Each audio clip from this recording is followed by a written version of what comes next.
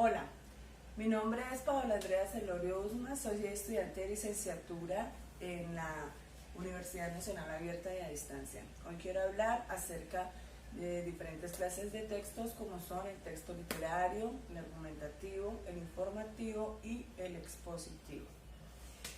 El texto literario tiene unas particularidades o características como son la intención poética. Los textos literarios tienen una estética que hacen que el lector se enamore de ellos, especialmente se usa en la poesía.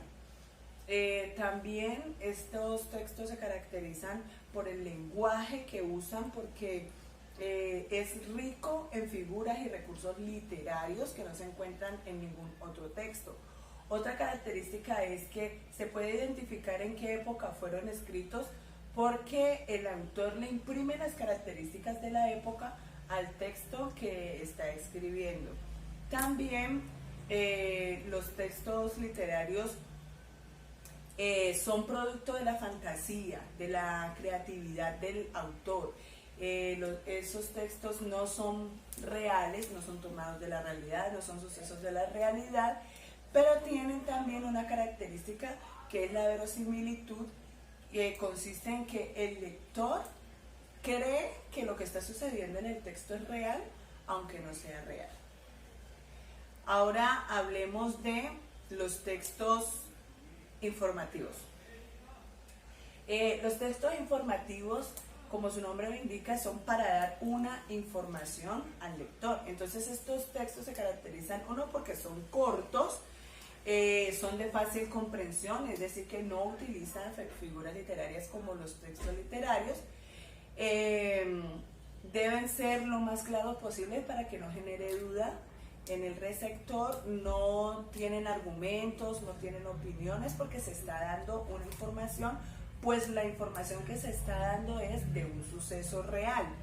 Entonces, por eso no se busca convencer al lector ni influir en la opinión del lector, sino que simplemente se da la información. En estos textos aparecen muchas imágenes, tablas, fuentes bibliográficas, para que la persona que quiera pueda ampliar la información que se le está dando. Además, en los textos informativos es muy importante la puntuación, los signos de puntuación, pero aunque son muy importantes, no se utilizan las exclamaciones. Además, los temas, ya dije, son producto de la realidad. Ahora hablemos de las diferencias entre un texto expositivo y un argumentativo.